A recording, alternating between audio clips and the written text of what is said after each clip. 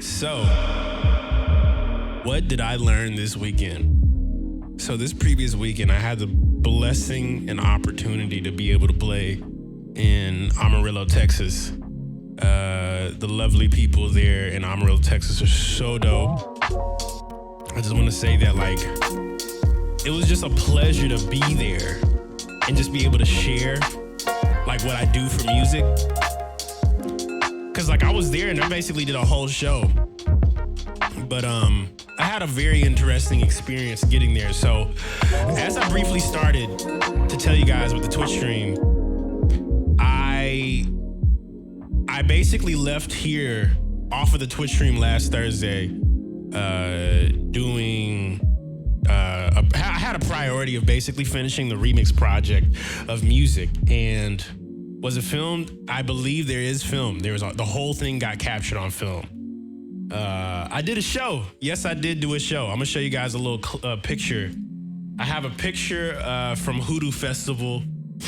Shout out to my guy Gunner and shout out to my guy Will Krause for holding it down for the one time. They were behind Euphoria Fest out in Texas. And I had a really, really awesome opportunity to go out there and play and do like an hour-long set. I played probably one of my best shows in a long time. And it wasn't even like because of the fact that like I had like, you know, I played one of my favorite shows, but it was the fact that I had an opportunity to like share what I do.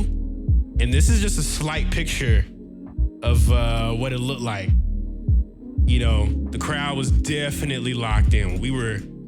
Bro, I tell you, this was a crazy moment. Y'all see my little crop top on with the pants. Shout out to Moody Banks for the pants. But super low res at the moment, but there's gonna be more photos. This is just one that I got so far.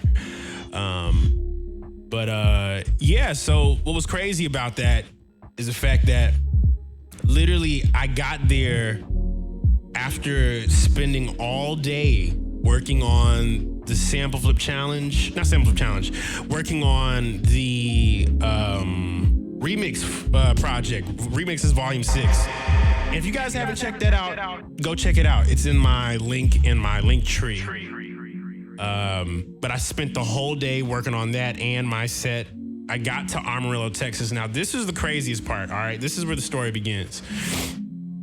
I wake up at 3 a.m. in the morning. And when I woke up at 3 a.m., I realized, like, I have no energy. And I was going to land at precisely 11:40 to get to Amarillo, Texas. Now, here's the thing. When I got to Amarillo and I landed at 11:40, I had no energy, no sleep. I didn't really eat much. Like, I had some lunch with a friend of mine. Shout out to Cameron. And I'll never forget, I got, you know, just like in there. I was in Amarillo, but I wasn't present. I wasn't with my mind. I wasn't with my body. It was really, really interesting. And right after I ate food, I'm gonna turn this down a little bit. Right after I ate some food, we had sound check.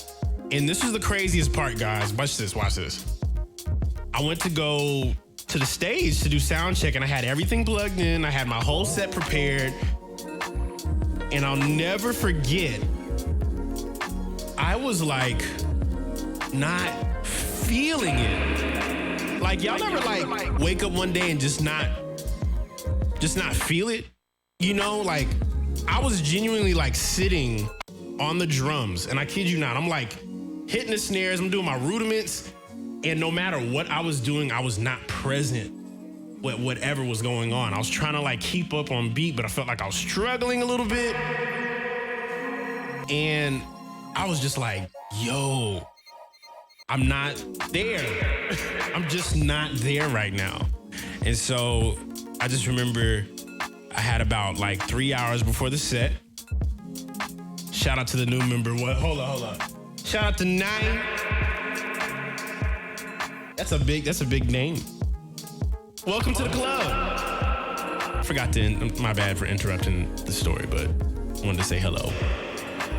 But yeah, I wasn't present with myself. I didn't feel like I was present at all during that sound check. So I told myself, if I can at least get a couple hours to have some sort of rest and not like physically move, I think I'll be all right.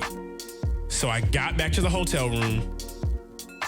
I took a shower, got out of the shower, and after I got out of the shower, I put a pillow on top of my eyes, played some frequencies, and I laid there for like 8 hours straight. Didn't do anything. And yo, the moment I like woke up and like was able to like, get up and move around a little bit, I realized I had a little bit of energy. I could feel like, I needed to recharge. And I think one of the things that's so important about the work of music, that what we do with this, I think it's so important that we do not deny us first before we try and put ourselves out there. It's like trying to give from a well that is either half full or empty. And you know what I'm talking about when you like don't have energy to give, you don't have anything to give or offer anybody. You need to take a step in the direction of putting yourself first and getting your energy back to 100. Now, given I wasn't at 100%, I was maybe at like 95 after that, but I had enough energy to like get myself right. And so the one thing I was kind of like, I don't want to say worried, but one thing I was kind of curious about. I needed to be able to play my drums because during my sets, I'll also play remixes, mashups, and then I'll hop on a drum kit and just start playing.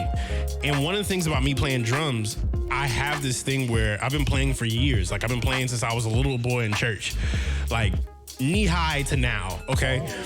And one of the things that I like to do is basically just play rudiments, but I don't play rudiments to practice.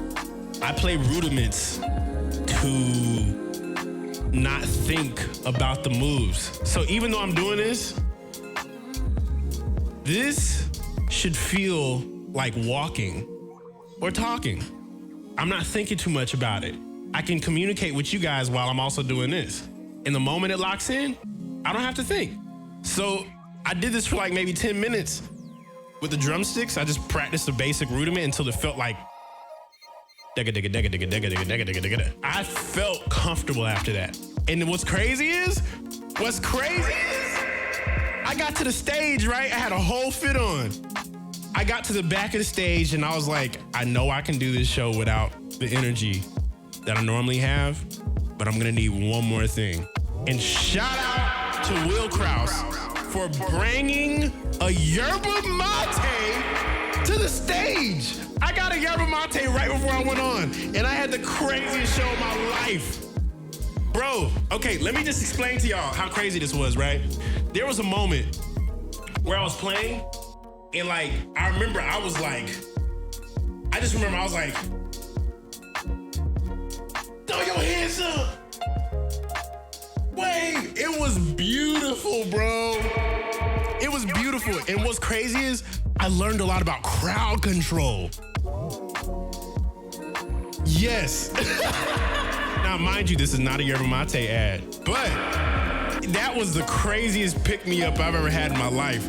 I just started like waving, and I saw all these hands just start to follow what I was doing. And you know something? That's powerful. But I did it with the intention of like, I want y'all to be where I'm at right now. And where I'm at, I have joy doing this. I have joy making music.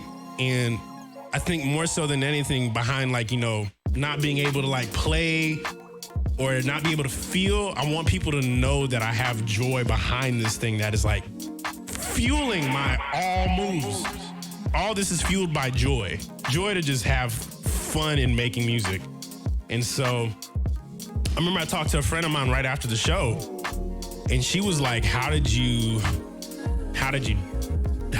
like figure all this out?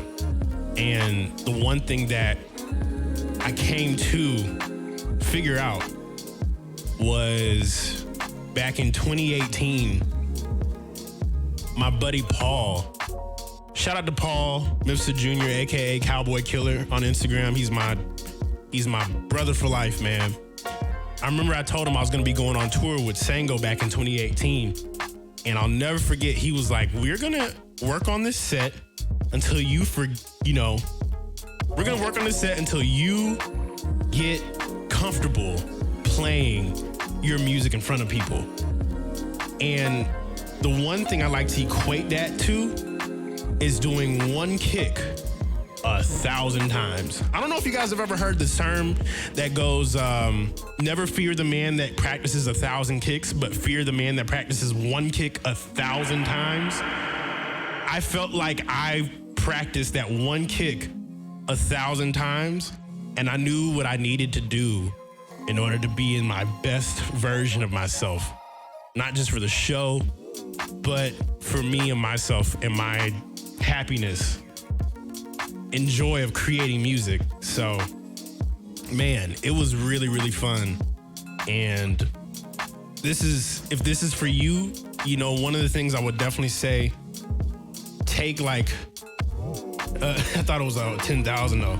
No, just say 1,000, because you're probably gonna tweak it after that 1,001. You know what I'm saying? But yeah, it felt like I mastered a part of my craft now. Like, I feel like I know what I need to do in order to get the best results. So my advice to anybody who is currently trying to create music or try and go through a period where they want to get better at something but they don't know what to do, find that one kick that you can practice 1,000 times. It doesn't have to be anything too crazy. Like, literally, it was me playing beats on Ableton Live. I don't know if you guys remember, but I did a whole stream dedicated on how do I DJ on Ableton. I'm gonna upload that very, very soon to YouTube. But I was like, dang it, I cracked the code. Cracked it. But yeah. Now, M. Faka, how often do you practice keys? I'll be honest, not as often as I need to. Not as often as I need to. I actually was hanging with Josh 2800 today, and he made me realize I need to practice. But I digress. I hope that was inspiration for you guys. But we have a sample flip challenge due today. That's exactly why I told you I was gonna wait a couple minutes before we get into it, because I wanted to give you guys a little story. So you had time. If you had time to flip the sample, you now have the next few minutes to upload that sample flip challenge straight to the Discord. And I'm gonna give you guys a whole rundown on the Discord of what the sample flip challenge is gonna be with the rules. Yeah, Josh 2800. He's actually right now at performing at House of Blues down in Orlando. Super, super crazy link up, but I got a chance to see him. I'll even show y'all the picture real quick. Hold up. Yeah, I saw him today. It was so cool. I was like, yo, Josh! Hold on, I'll show y'all. Look. Man, we ate tacos and everything today. Really great dude. Really, really great dude. But it was very fun, man. And yeah, I'm hoping he had a great show tonight. And yeah, y'all. I love you guys so much. And with that being said, let's go into the sample flip challenge and play this right.